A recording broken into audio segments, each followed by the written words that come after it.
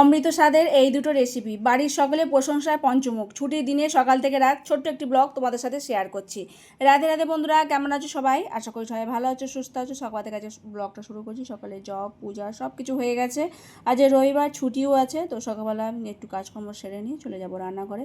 তো সকালবেলা প্রভুকে বলছিলাম যে একটুখানি টিফিন করব, লুচি তরকারি করবো। প্রভুগুলো এত গরম পড়ছে, আর সকালবেলা টিফিন আবার দুপুরের তরকারি এসব করতে হবে না, একেবারেই রান্না বসিয়ে দাও। তো ওই ভাত তরকারি করছি। অন্নটা ফুটে গেছে, এটাকে এবার নামিয়ে রাখবো খানিকক্ষণ। আর এদিকে আলু ভাজি করার মধ্যে কিছু সবজি বানিয়ে নিয়েছি, দুরকম সবজি তরকারি হবে, এদিকে শাক হবে, আর এটা রসা হবে দুটো থালাতে। তো রসার জন্য এখানে আলু, কচু, পটল, বেগুন, ঢেঁড়স দিয়ে করব।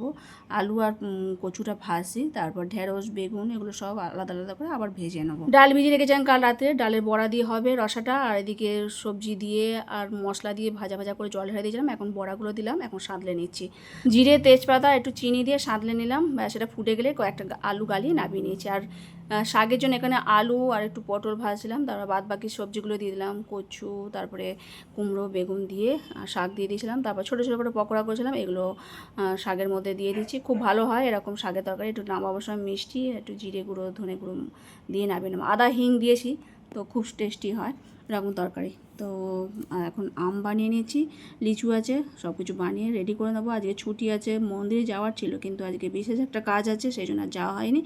তো সেটাকে করব। তো আগে ভগবানকে সেবা দিয়ে প্রসাদ পেয়ে তারপরে তো এই যে রান্নাবান্না হয়ে গেছে। একটু পকোড়া আলাদাভাবে রেখেছিলাম, তার সাথে শসা বানিয়ে নিয়েছি। এই অমৃত স্বাদের দুটো তরকারি হয়েছে। এই তরকারি মানে খুব সুস্বাদু হয়, বড়া দিয়ে এই শাকের তরকারি। সবাই তো প্রশংসা করছে, খুব ভালো হয়েছে, খুব ভালো হয়েছে। রসাটাও ভালো হয়েছে, শাকের তরকারিটাও খুব ভালো হয়েছে।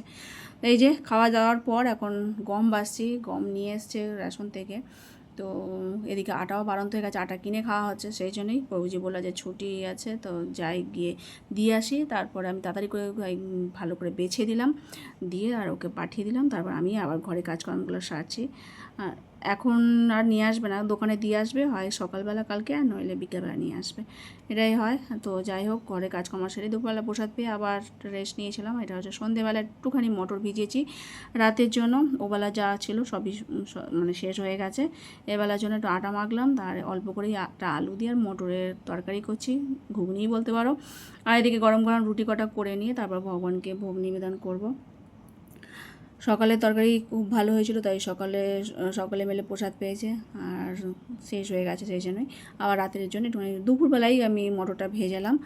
আর যাই হোক, এখানে রুটি কটা করে নিচ্ছি। শসা আর কাঁচা লঙ্কা কুচিয়ে রেখেছি, একটু তেঁতুল জলে ভিজিয়ে রেখেছি, ওটা গুলে ওই ঘুগনির ওপর দিয়ে কাঁচা লঙ্কা শসা কুচিয়ে দিয়েছিলাম। একটু ফলটা দিলাম রাত্রিবেলা, আমটা দিয়েছি, কিন্তু লিচুটা দিলাম কারণ অনেকগুলো লিচু নষ্ট হয়ে যাবে, সেই জন্যই ভগবানকে দিয়ে এখন রাত্রেবেলা প্রসাদ পাচ্ছি। তো খুব সুস্বাদু হয়েছিল তরকারিটাও, ঘুগনিটাও। মাঝে মাঝে রাত্রিবেলা এরকম হালকা রান্নাবান্না করলে তাড়াতাড়ি হয়ে যায়, আর সকলে ঘুগনিটাও পছন্দ করে। আর আজকের মতো ভিডিও এখানে শেষ করছি। সকালে ভালো থেকো, হরে কৃষ্ণ।